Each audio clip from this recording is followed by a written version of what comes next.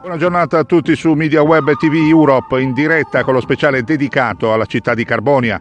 Ci troviamo nella zona del Nuraghe Sirai, un sito situato nella regione della Sardegna sud-occidentale. Si tratta di un nuraghe complesso, si erge in questa piana prospiciente la città di Carbonia, ai piedi del Monte Sirai. Questo gioiello di architettura millenaria è uno straordinario insediamento unico per la sua tipologia, una fortezza che ingloba al suo interno il nuraghe stesso. È parte integrante del Parco archeologico di Monte Sirai. Il villaggio nel suo interno è fortemente dedicato alle varie attività artigianali.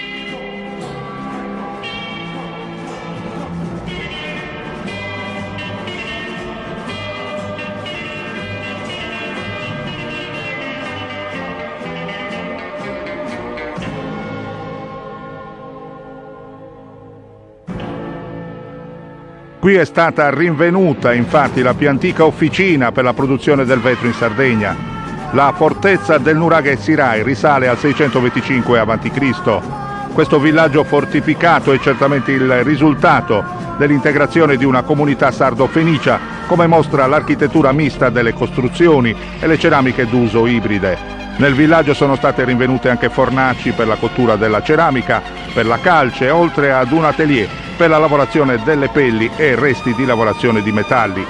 Il villaggio nuragico di Sirai è un sito che molto racconta della nostra isola, del Mediterraneo e della sua vita in generale.